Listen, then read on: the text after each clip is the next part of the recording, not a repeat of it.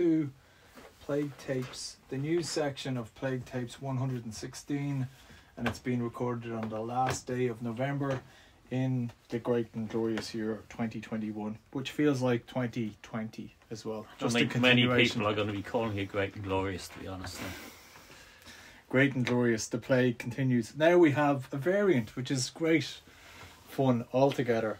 The what's the super villain name that it has? Omicron. Omicron. I haven't worked out how to pronounce it fully yet.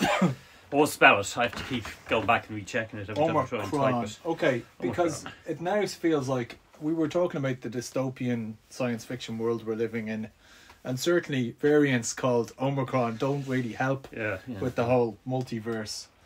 And are we aware that it's already managed to make its way to Ireland? We've got cases here, have we? We have variant dropout. So like Alpha, if people remember that from this time, well, a bit later than this time last year, when you PCR tested for Alpha, some types of PCR machine, because what they do is they're kind of running three different tests, so they're getting they're checking for three different bits of code basically.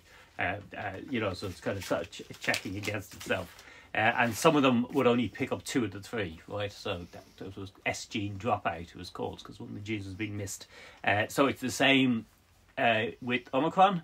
I don't think it's the same thing that's been missed, so I think they can tell that it's from Alpha. And so they have found, I think it is 11 previously existing recent test results. I think they're going back to all the way to the start of November.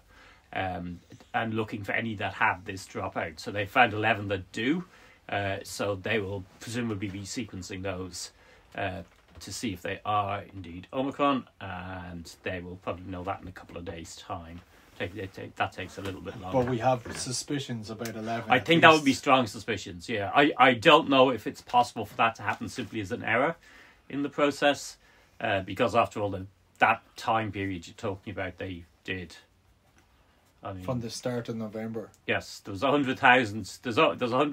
There'll be 120,000 positive test results from the start of November tonight. So there must have been at least 600,000 to 700,000 tests run. So 11 out of that would be like 0.02%. Yeah, because if it's like positive tests, that's like, and the positivity was around 14%. So yeah, it's been 14-15, that sort of percent. Wow. So you never know. So I mean, you can see where they want to sequence them, in case it turns out that that's something else going on. But it likely. I mean, we've confirmed cases in Scotland. There was 9 cases yesterday morning in Scotland. So if it's reached as far as there already. The Netherlands have been going back testing samples, and they have found a case as early as November 23rd, which is in fact a day before the South Africans announced that they'd found a new variant. And where was that? The Dutch? Yeah. And there's one. I think today a case turned up in Ascension Island. Now that is related to somebody who's travelled recently from Africa, but that gives you an idea of it's going up. And actually, also the Munster rugby team have just now announced that I think it's 10 additional cases in their squad, which is in South Africa. So they had 1 case, and now it's 10. And is that the new variant? Are they sure? They don't know yet. They just know. So, right. So I think 11 cases in a squad. Like that's a quarter of the squad. I'd say it's about 40 players over. Yeah, I think it's something like that. Yeah. Wow. I should imagine a rugby tour though is a rather high risk event in terms of opportunities for viruses to spread. I can't see them being all that sensible. Well, the scrum and all. Well, even very close contact. Even the on-field stuff. And then another bit of data we have is that one Israeli doctor who had received both being fully vaccinated and boosted has managed to infect another Israeli doctor who was fully vaccinated and boosted. So that kind of points to what is the general thinking that probably the reason Omicron has been able to take off in South Africa relative to the other ones, because South Africa had a huge wave of Delta, basically. Very high population levels. So it's probably because it's able to bypass immunity and infect people. And the big question now will be, how severe will those infections be? There's some kind of early wishful thinking around that in terms of, people seizing on particular statements from, saying that so far people haven't been that sick with it. But most of the spread in South Africa that's been reported so far is among young people. So you wouldn't expect that many to be that sick, particularly if they were vaccinated. So I think it's going to be a while before we get a real picture of... Okay, so going back to South Africa, though, what was it like in terms of vaccination rates? Because there's this... They have a relatively low vaccination rate, but they have a massive pro-infection rate. Right. So people were getting the immunity through infection. That's basically what... you'd have a lot of what I call survival immunity. Possibly 60-70% of the population. And then I think about 20% vaccination, 22% vaccination. So you could well have had a population where 90% of people had some level of immunity. Okay. That is... Okay, so then this other thing about the variant that I don't understand, which is this idea that it was in somebody and it was continuously... Oh yeah, so that's a theory that... What's that theory that it did in immunocompromised patients. Now, it's kind of interesting that we've seen a couple of variants coming out from South Africa, because South Africa got very hard hit by HIV. Yes. And not much was done about it for quite a while. And I did see somebody say this could be a long-term consequence, in a certain sense, of the way the HIV crisis was semi-ignored in Southern Africa long after it had been not dealt with. It's still around in the West, but no, but there's huge advancements in terms. Yeah, exactly. And so that it one possibility for the idea of this being a virus in an immunocompromised person, it could be HIV related, or it could be something else. They don't really know. Okay. But that's basically because of the amount of mutations, about 30 they're talking about in it, and the fact that it seems to have come from nowhere. There is another possibility, though, which is also likely, which is that what happened is it was in some area where there was very little surveillance, right? Yeah. So you can imagine some part of Southern Africa, maybe some part of Malawi or somewhere like Botswana, that, where there wasn't much surveillance. People have been getting what became this variant over a period of since 2020, basically, because it would go back to then.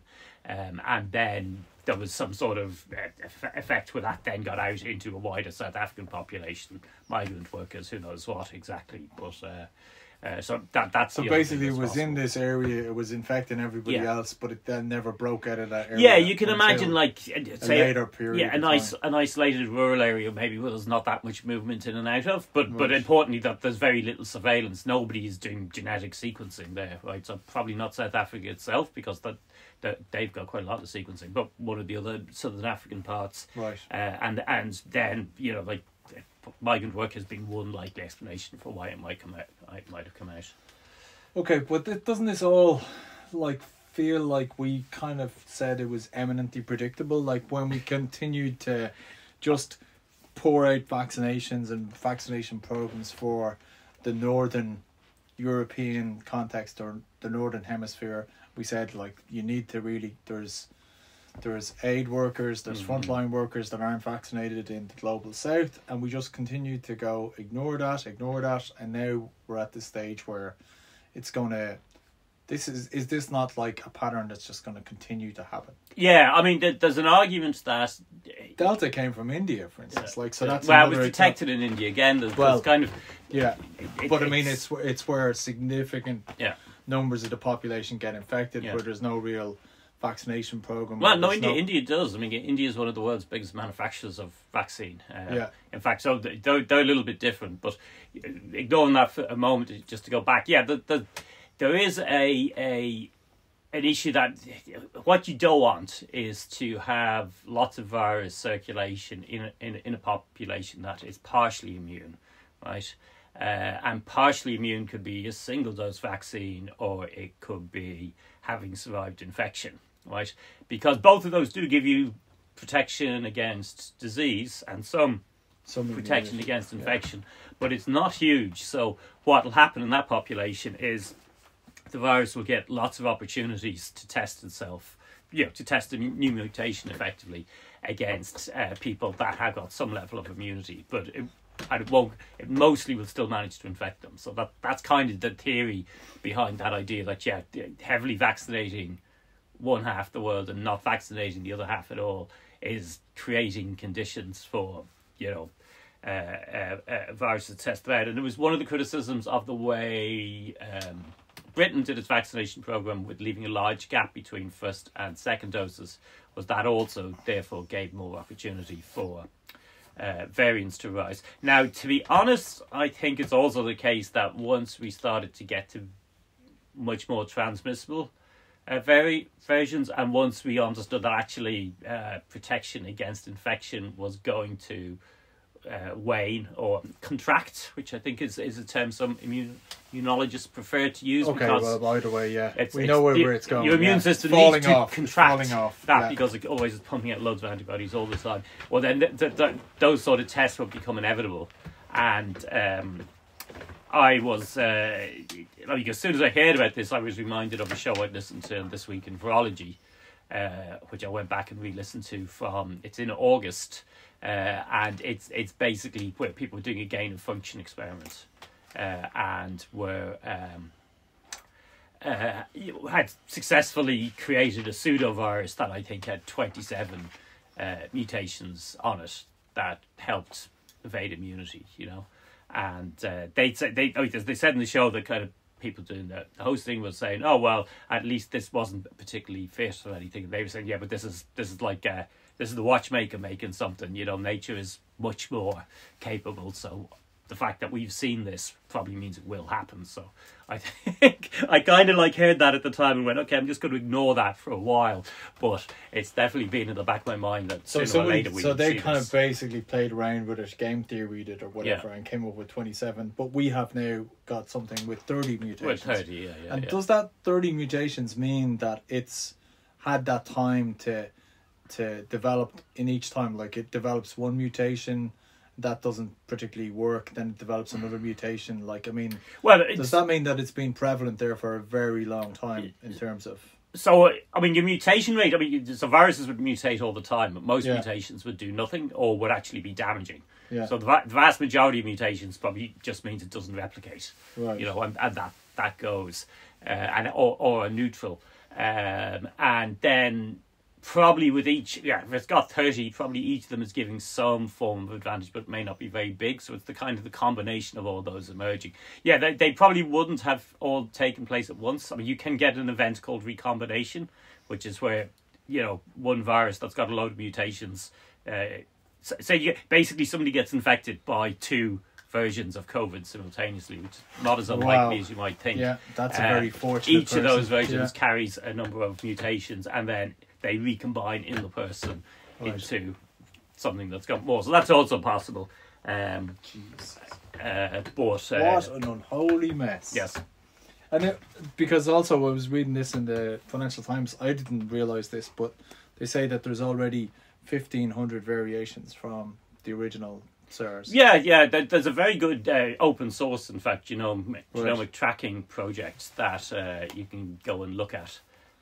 GISAID, I think it's called, that maps all of these out. And then there's kind of people who actually know what they're talking about, who report on it regularly on Twitter that I follow. Okay. They're mostly people who are making the contributions. So a lot of what I'm picking up in terms of knowledge is either following that or following those people or This Week in Virology or whatever else, and then badly summarising it for the rest of you. That's good. It's good enough. Good enough for us. We're not going to do the work. We're glad you're doing it. Okay, so the other thing I was going to ask then in terms of this, this surely points to, before we go into the specifics of what's happening here at the moment, but from a global perspective, surely this indicates that there needs to be the whole IP around that debate starts to rear its head again in terms of Pfizer and all the other ones, Moderna and all the other ones now releasing the formula for whatever they're and interesting, the South Africans are now trying to do a knockoff version of the Moderna one through reverse engineering it. Yeah. Which is, because both Pfizer and Moderna kind of tried to head off the idea of a patent waiver by saying, look, we'll do deals with other companies around the world, other pharmaceutical companies that are capable of making vaccines, and then they'll manufacture it on the license from us domestically. So you don't need to worry about this because the market will sort it out. But comparatively few deals like that have actually been done. Right. And I mean, again, there's also the thing that because all of this is patented and therefore kind of secretive or whatever, you're losing the ability for people to easily sit down and look at all the different stuff and go, oh, well, that worked quite well, and that sort of worked over there, and that wasn't bad, and coming up with fresh ideas out which of is that. Kind of the way science was supposed to work in terms of peer-led research, and then papers and people checking out what works and what doesn't work, and everything being open.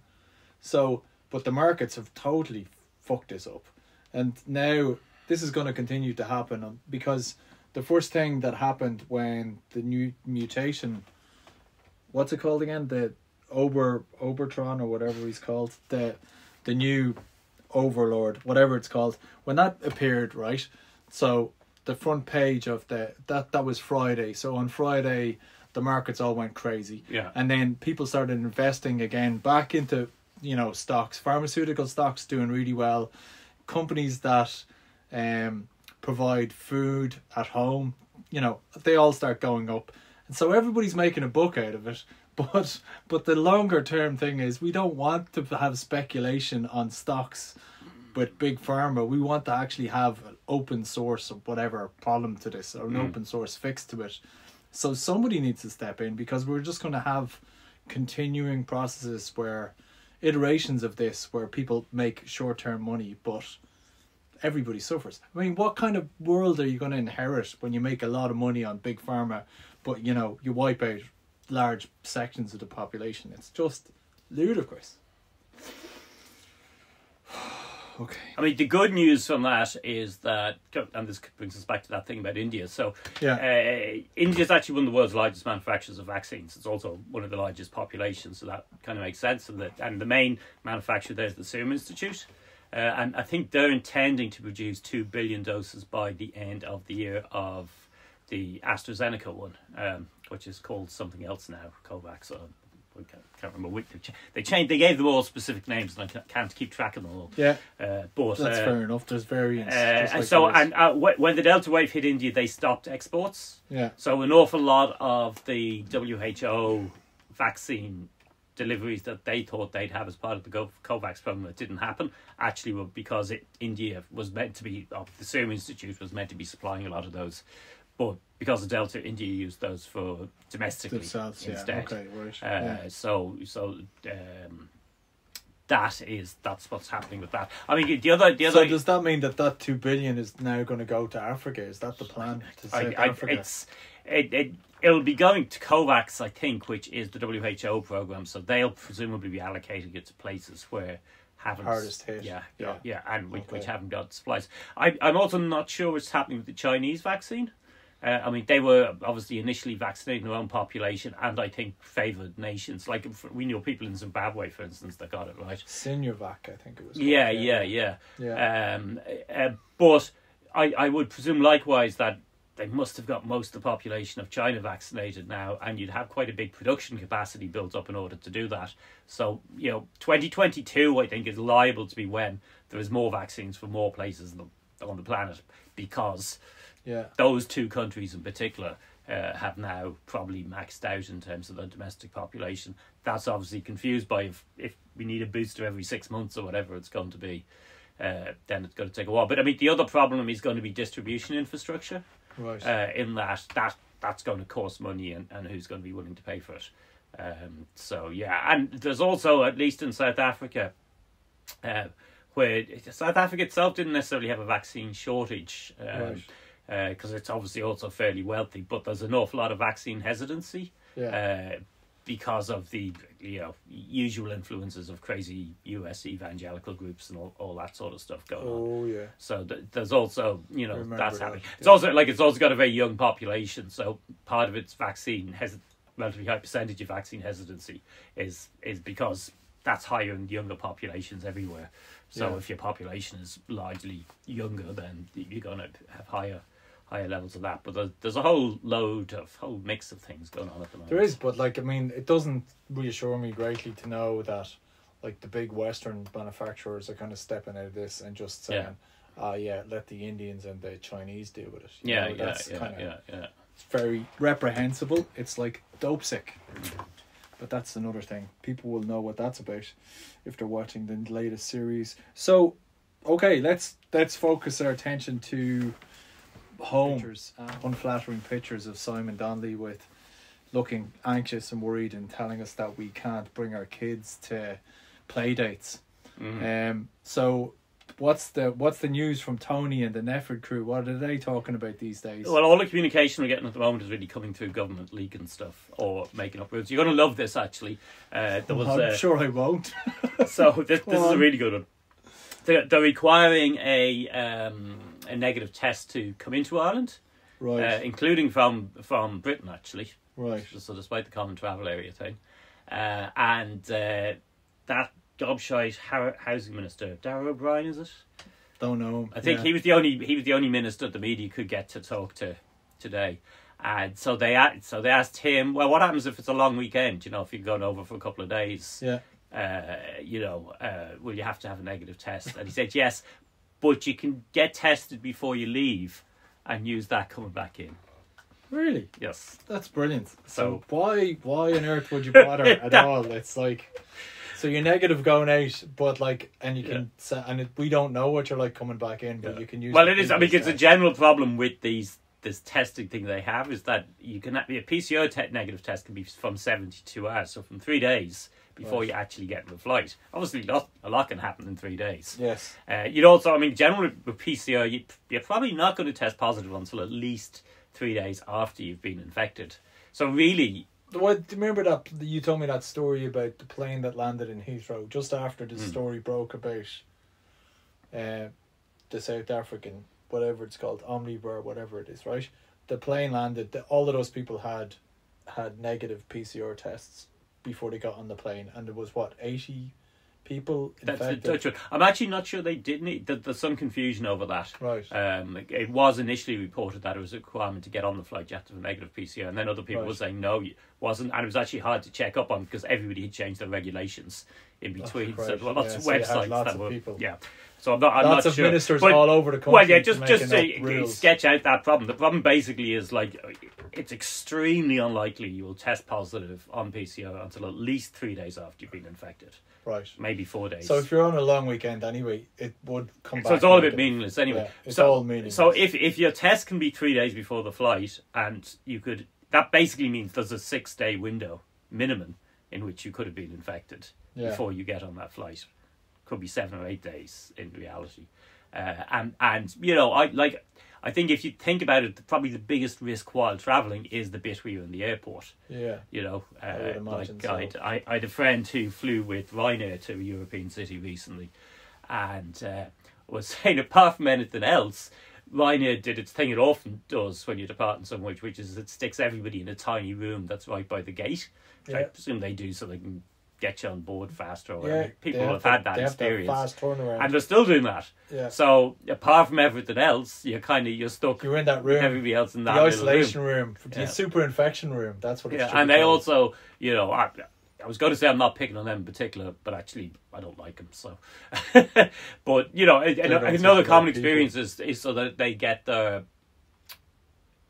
you know, the percentage of flights arriving late is very low. Yeah. They stick everybody on the plane early and leave you sitting there for quite a while.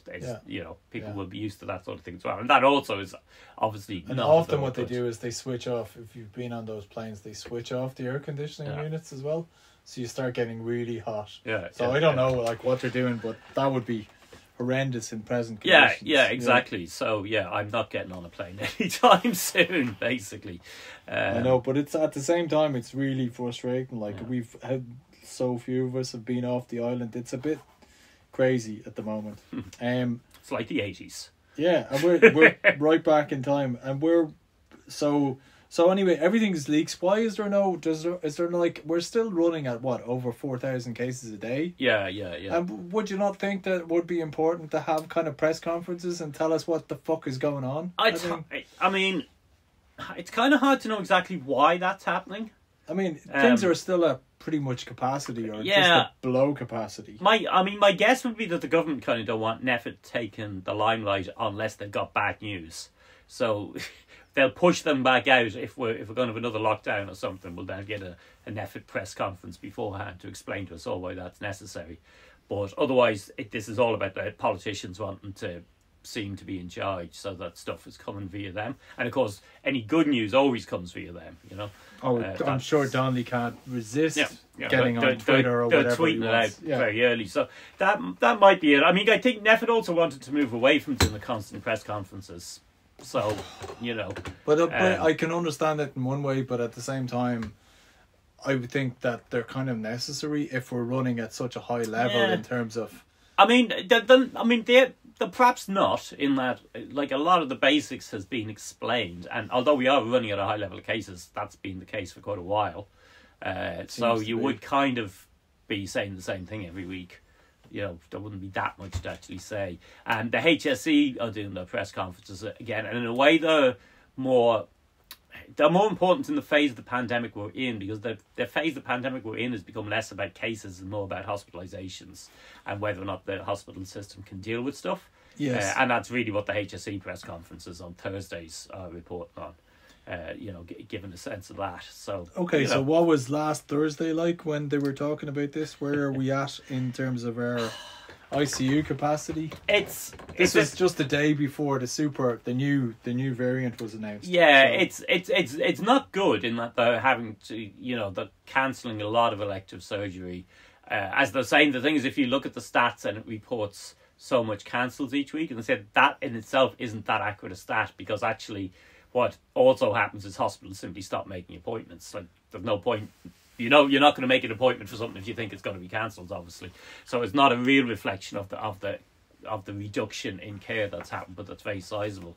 And ICU numbers they're kind of very slightly gone down over the week, bit of a plateau. But basically, I mean, if you took the number of probable deaths in ICU, which I think is 23 over the last 7 days, that's bigger than the actual drop over the last week. So there was up till today, the hospital situation was improving relatively quickly, and now it's kind of actually plateaued and went up a little bit again. So it's very fragile, basically, is how I put it. Okay, and when you say plateaued, like last time we were talking, it was like around 120. Is it? So yeah, ICU today's 122, I think. Yeah, okay. So it got below that, now it's starting to creep back up again. Yeah, it had gone above that, then went down, and now it's back up again. And hospitals down about 100 from what the peak was. Okay, and we're at 120 ICU, we're at cases of probably around 4,000, is it? Yeah, it's, I would say, the swabs are more consistent, actually. Like, it's funny, if you look at a graph, do I have a graph handy? I'm not sure I have one handy that shows both. So if you're looking at the graph that combines both swabs and cases, the case one is going up and down and up and down. So it's gone from about 3,000 to almost 6,000. It hasn't actually hit 6,000. It's doing that. But actually the number of swabs every day is fairly consistently between about 4,000 and 4,700, so it's moving over a much narrower range. So actually, I think at the moment it's kind of given a more reliable indicator of what's happening. It goes up and down according to the number of lab tests processed each day, and slight changes. Well, we're talking about like a steady kind of 4,300, 4,400 swabs. Yeah. It's what, and maybe last week that was 4,500 to 4,600. So in other words, it's come down very, very slightly. And we're still running a positivity of around 14%, is it? Yeah, that was down from. It's 14.1% today. The average has come down from, I think, 15.6% to 14.1%. So that's kind of like a little encouraging, but that's still like at least 3 times higher than it should be. So that creates uncertainty around are we missing loads of cases? Are we missing a few cases? But then that's why that hospital figure is important. So it's encouraging that the proportion of cases being hospitalised has been continuing to fall, because that would suggest that we're not missing cases in comparison with, say, a month ago. Right. I mean, we are missing cases, but the amount of cases being missed, that proportion hasn't doubled or something, because if it had, we'd then see more people going to hospital and the proportion of cases going to hospital. Yeah, I remember that fear was that we were missing a huge proportion of cases, but we aren't. But we're definitely missing some. Yeah. And probably, and we could be missing a reasonable number, because it probably is the case that if you have what appears to be COVID, it's hard to get a test and you're not particularly sick with it, you're probably more likely not to get tested and just go, feck it, I'll just stay at home or whatever. Yeah, especially if tests are, yeah, like if it's because, like, I know a couple of people who are trying to get tested and don't have cars, and, you know, so there's no point to them getting a test appointment in Portlaoise or something, you know, if they're living in Dublin. Yeah. Okay. Where are we going with this, though? Like, I mean, we're like, this is now we're at a stage where, like, because say if the measures that were announced last week, it was last week, wasn't it, where we started working from home again, right? So we should be seeing cases drop off. But then again, you know, at the weekend we had 37,000 people in Lansdowne Road for a match. Yeah. I didn't go, but I could have gone if I wanted. If I'd bought a ticket. And so like, there's like all that, like, life. There's also continues. loads of huge gigs, like in the 3 Arena and the Olympia. Right. Yeah. You know, all of those, and like some of them are, you know, they're bedlam. They're proper old style gigs. Everybody rolling their heads up, sort of thing. Now you would need a vaccine cert or whatever to gain entry to those. Yeah. But we kind of know that you can still be infectious and you can still infect other people. So while that helps and it reduces the risk. And the incidence rate is ridiculous. Yeah. Well, like, it's still, what's the incidence rate? Is it still over 1,000? Oh, it's about 1,400. So you have an old style proper gig. Actually, I think it's 12.93 or something like that. I was watching it to see. But so you have 8,000 people that, like, say somebody, it's usually like something like below 8,000, maybe 10,000, 9,000, whatever, in the point. Let's call it the point. And let's call it Lansdowne Road. So you can say if there's 1,400 of that, like, I mean, but you've got like 200, 300, no, nearly 2,000 or 1,000, 1,500 people infectious.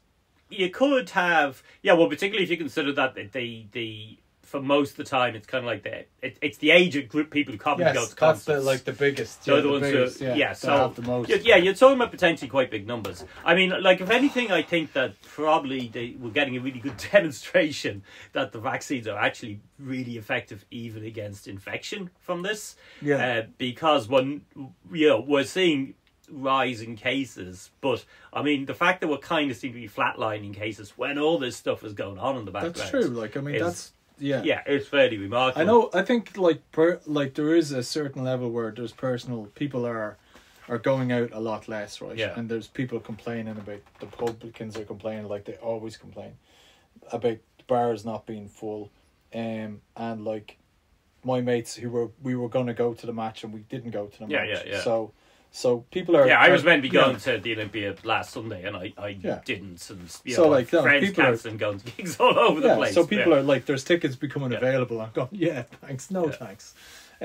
So that's all happening, but at the same time, there's a proportion where people's life just goes on for as normal, but and at the same time, there isn't really a significant reduction.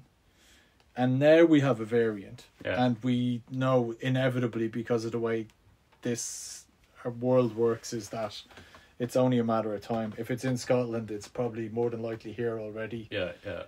So it's out there. So that's got to be something that could just totally tip the balance. And I'll tell you what the really interesting thing is, right? Because every Monday they release the latest vaccination stats by age group, right? Yeah. And I made a spreadsheet back in June or July where I took the CSO population estimates and I took the number of people they said were vaccinated by each age group, and then I took the percentage of people from autumn 2020 who were getting hospitalised per case in each age group, or being sent to ICU per case in each age group. And so I did this thing that basically just calculated from the number remaining unvaccinated in each age group what number of them would need ICU and what number of them would need hospital, right? And it's kind of interesting because I update it every week, and it doesn't make much difference every week. Like every week maybe the ICU number will drop from, it was 11,000 960, and I think it's now 980. But typically it would drop 10 or 15 or something every week, right? 1 or 2 out of each age group. Not a big change, because most of the time I've been doing it, the vaccination rate has slowed down. But actually, because I've also been tracking ICU breakthrough cases, which is they do a weekly report if people get vaccinated. Sorry, how many people in ICU are vaccinated, how many are unvaccinated, how many are partially vaccinated, right? And I was doing the other one, and then I went, oh, wait a second, there's something interesting, because that vaccination report, ICU report, has a figure for how many people in ICU since April have been unvaccinated, right? So I went, well, okay, so if I calculated that back in June, there could be 1,100 unvaccinated people with ICU who need to go to ICU. And then this report says 380 people who are unvaccinated since then have gone to ICU. Yeah. Well, that means you could probably take that 380 from that 1,100 figure. And give you a remaining figure. It actually comes out as being, I think it's probably around, I mean, these are ballpark numbers. Of course, they're rough. I mean, like one of the things I used to demonstrate the fact that ballpark numbers is that when you work this out, we've actually vaccinated 104% of over 75s and 106% of over 85s, because I see that's happening in a few places. the CSO population estimate isn't right. So you're basically, there's lots of numbers in here that are ballpark numbers. Yeah. You mix them all together and taking a ballpark number out. There is a danger that the number that comes out the other end is just complete junk, because the number's gone in a junk. But anyway, sticking with it, it is kind of interesting in that, it's about 600, which suggests that maybe 40% of unvaccinated over 12-year-olds, so that's 12 to 100, not just young people, about 40% have probably been infected at this stage. 40%. Yeah, wow. yeah. Which would kind of tie in with other data, Now, mostly by nearly all of them in the last 4 or 5 months. Yeah. Like probably maybe all of them in the last month. Probably at least 3/4 of them, if not 4/5 in that period. And actually, yes, probably half of that figure in the last month, 6 weeks. So it's all happened. It's quite recent, but the interesting thing about that is that actually means that the number of unvaccinated people who are liable to need ICU, and I'm assuming that if you survive infection the first time around, you've got some immunity that probably protects you against going into ICU, right? But it's probably not complete, but it's probably close enough. Plus, the people who did need to go into ICU, a third of them have died, so they're not going to be going around a second time. So kind of grim maths from that point of view. But anyway, it comes out that, ballpark figure, 600 people left out of that cohort. So that's actually not very many, If you could spread that thinly over the remaining year or whatever, it would actually be a very manageable number. Right. But then we've got also vaccine breakthrough cases. That's the fully vaccinated people who need ICU, often because they're immunocompromised or something like that, and that seems to be running at a rate of about 1 in 1,000. So that actually is quite a big pressure. Doesn't sound like much, but if you get 2 million people infected, that's 2,000 cases. So that's the thing as well. But there is, basically what I'm driving at though is that the proportion of the population that have no immunity to the virus has shrunk radically. Yeah, that's why Omicron was able to take off in South Africa. Very completely different mix between survival immunity and vaccination immunity. We are thankfully vaccination immunity heavy. We've got a lot of that, so we haven't had so many deaths in order to earn that or whatever. Yes, if earn is the right word. So this is why this question of, well, how severe is it going to be? If it's no more severe than Delta, it would still be really hard to manage because of that 1 in 1,000 breakthrough cases. But it's far easier to manage now. This is why, I think some people are kind of like, they're in despair. They think we're going back to March 2020. We're going to have to do the whole thing again. Not necessarily.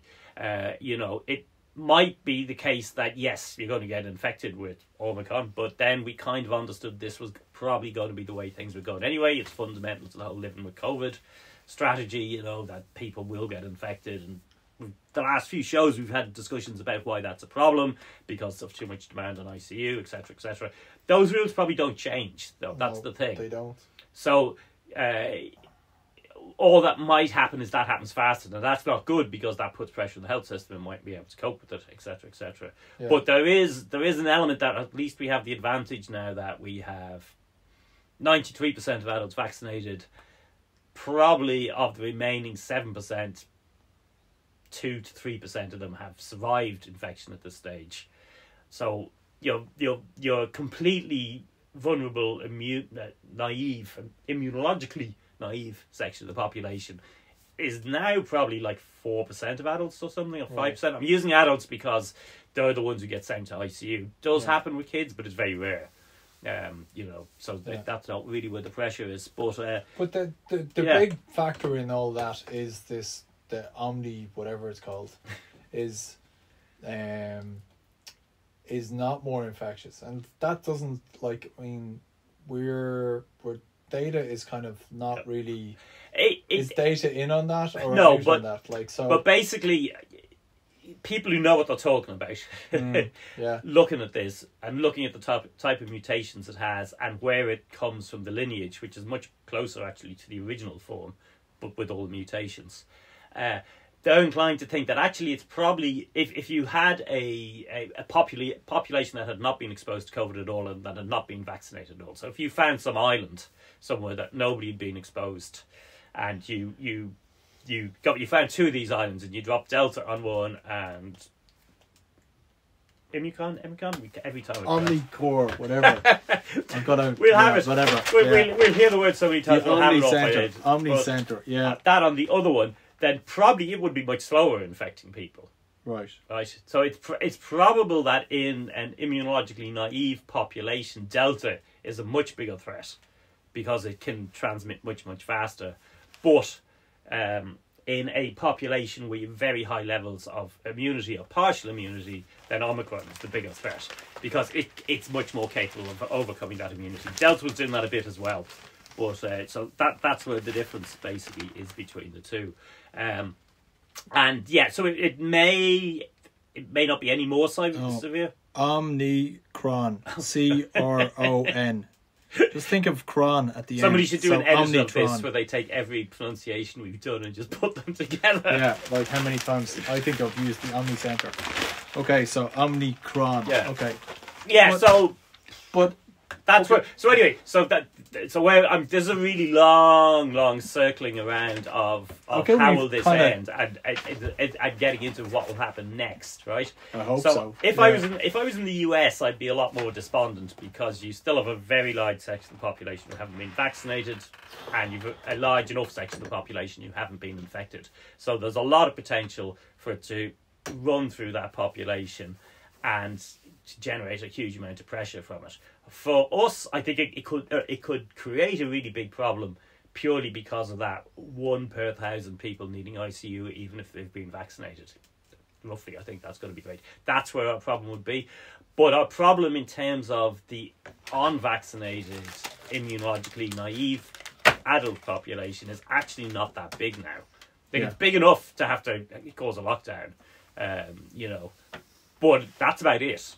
Like, if it's the case that protection against severe disease holds up, and a lot of people feel that's likely, then, that maybe this either way, I think maybe this was coming to an end, and that is the case. Now, I said that last show or 2 shows ago, and I did then add the disclaimer, although if there's a variant, but I don't think this variant looks like it's going to be the variant we'd be worried about that case, which is more to do with severe outcome of disease. Like, we may never see that variant, may never come into existence.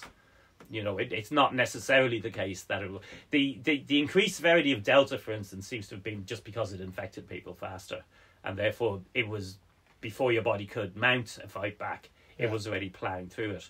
Doesn't look like Omicron is any faster. It might be slower. It's not more powerful in that way. So it could be that protection against, because this is generally true in the immune system.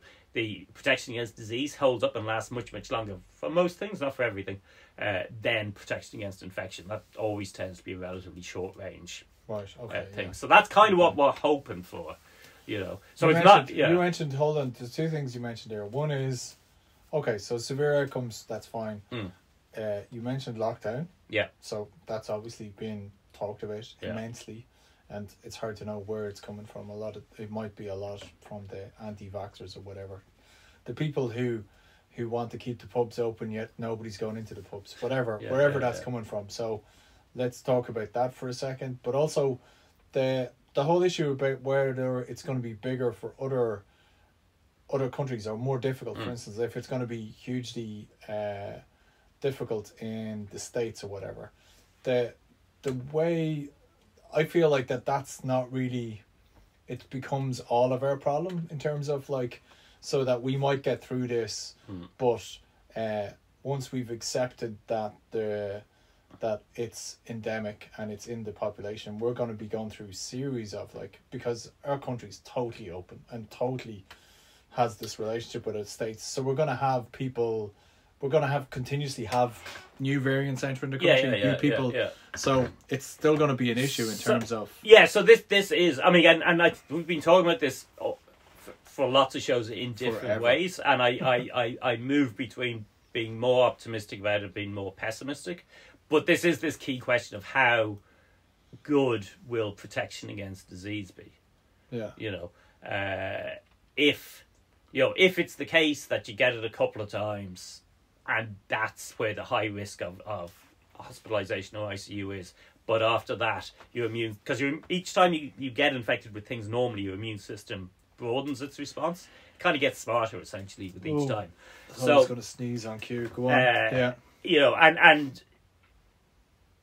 so if that's the case, particularly in a vaccinated population, I'll get into why that's important in a moment, then you're right, we will, like, there's no way we are not going to see future waves of it. That's obviously going to happen. And that those waves will include future variants, because it will probably find more tricks it can do. However, if it's the case that that protection against disease remains very high, then that's kind of like, that is like flu or whatever else, the things that we used to have. Now, I think it's going to be like a permanently bad flu year. It's not going to be like most years where the flu didn't matter. It's going to be the years where it mattered more. Then that could be okay. Now, the reason I'm saying vaccinated there is that there's a bit of an issue in that some people who have been infected and survived don't mount much of an immune response. The immune response from people who survived infection is actually quite interesting. It's very varied.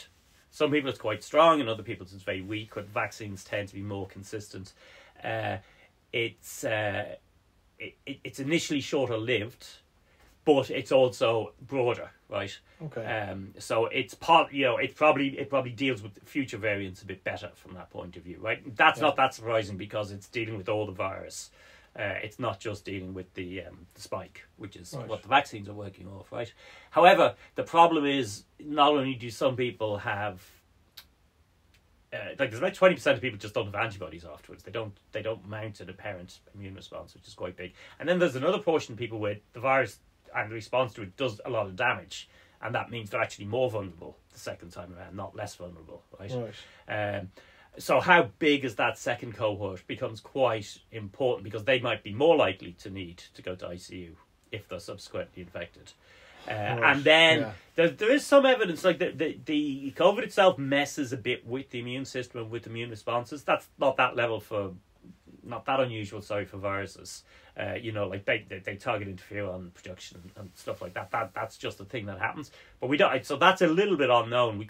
There could be a surprise in that we discover that actually a lot of people it damages their immune system enough that their effectiveness in mounting future responses are not great. I don't think it's going to go that way, because I think we'd have started to see that in a strong sense by now.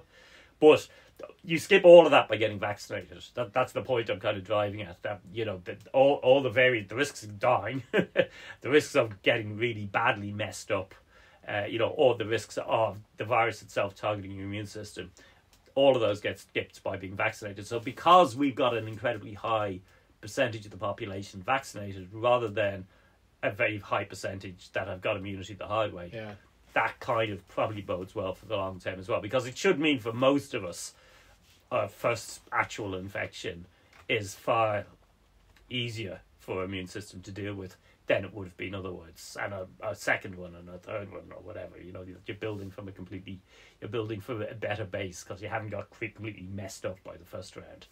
So yeah, that's kind of okay. So let's talk about this building from a better base, because I don't think 4,000 cases a day is a solid base. Even though there's high levels, I know the vaccine is doing amazing jobs, but also we just seem to be careening into tomorrow is the first day of December, so we're just straight into Christmas. No holds barred. Well, this is why people are going to be like allowed to do what they want, and then this is why people start screaming and saying like, surely there should be some direction here, because young people will pack out the point depot. Or we'll all go to football matches, and then suddenly it'll be like, oh well, you all went to the football match and you're all responsible for it. It's like, so what is there a plan? Because again, like, it seems to be every week I'm asking, is there a plan? Because and I'll also, every time, according to the WHO, the advice was always, you remember that Mike Ryan thing, like, act, even if it's wrong, act. Don't just wait. Our entire policy seems to be based on, let's just wait and see, or don't bring children to the panto. Should there be a plan? So let's break this into it. Should there be a plan? Yes, there should have been a plan at the start of the autumn. That was much better than the plan we had. They should have put HEPA filters in schools. There should have been a planned introduction of antigen testing so people could test themselves afterwards. There should have been education campaigns around that. There's there's loads of things you could point to and said, there should have been, a plan there would have really helped lads, and there was too much confidence around just kind of ploughing through it, basically, and accepting large-scale infections, particularly of primary school kids, as the course of sort of coming out the other end. There's an argument to say that is basically why we have 4,000, regardless of almost it's a lot of the cases. It's not. It's I mean, that's definitely that's not a surprise. At the point we are now, is there a plan that doesn't simply involve starting to do that stuff that they should have done months ago? I'm not sure there is. I mean, I'm not sure a lockdown, for instance, actually makes sense yet, unless the pressure on ICU increases substantially, and it's plateaued, right? It's plateaued, but we've just discovered a variant. So it could. It's very hard to say. But that's the yet, right? And I think that's why when people talk about, you get the conspiracy theories that they're planning, there's a lockdown planned on a particular date or whatever else. It's going to be, they're cancelling Christmas. That's not the case at this stage, because none of that would make sense, because we won't know until we're closer to any of those dates you hear as to what's actually happening and what would actually be needed. And that's what's widely understood. And I actually think I said this in the last show, there's probably a body of thought that is precisely, the advantage of this really high level of risk at the moment, of the really high level of cases, is that people are much more aware at the moment of risk. So they are cancelling going to stuff. They are being careful about visiting relatives or whatever else. And at the same time, I basically think what we now have is a herd immunity through infection strategy, but it's not on the basis that they think that herd immunity will stop the virus itself transmitting. It's that they think that what we're doing is we're taking that last 600 people I talked about who might need ICU, and every week 20 of them are going to ICU, or 25. It is. It's actually no. So it's about 30 to 40 every week. So. That 600 was the figure for last week. It's probably already 550 or 560, and then next week it will be a smaller number again. Now, I think that's probably what's happened. Basically, is they're going, okay, well, this is what the end point looks like, and also actually the number of people vaccinated has increased as well. So that's probably also because people are going, ooh, this feels a bit dodgy. I don't feel I can dodge this after all. Right. And it's not, and that's what took you so long. Jeez. That's what we're looking for. So it doesn't matter. Second best time is always now. Okay. So I think that's what they're doing. I think that's what they're doing. It's not a deliberate policy of getting people infected or anything, but it's an acceptance that that's going to happen, and that providing you avoid a massive surge into healthcare, which is the key thing, then that will just be allowed to happen until it feels like they've been walking on this beam for a very long time now, because it's like there's not a lot of capacity. We already know that's the thing. It's like there's no capacity, and now we just keep on doing this. Yeah. But what's also very the opposite of reassuring, whatever that is. What's very troubling is that there isn't all the other things they could have done anyway. I mean, they could have really, worked on air filtration. Yeah. They could have worked at monitoring that. They could have worked on, and the plan has been it hasn't been resource heavy in terms of like investing in things. No, I mean essentially oversight. It's just been let's just look at this thing, and if it needs to be, it's been very crude in terms of, they only have so many options, and so we're going to keep doing this until such time as we actually need a lockdown. Yeah. But I mean, they could have another thing they could have done is required FP2 masks, which are the better quality ones on public transport. Yeah, Germany. I mean that was mentioned. Yeah, like there's loads, and like occasionally you just needed to listen to the show. They got a lot of ideas from this. Yeah, I mean you do occasionally. Like, I get annoyed with the stuff that thinks antigen testing would be a magic bullet. And if we just antigen tested, then that would solve the problem. Or if we had better masks, then that would solve. None of these things are actually going to fix it, but they would slow things down a bit.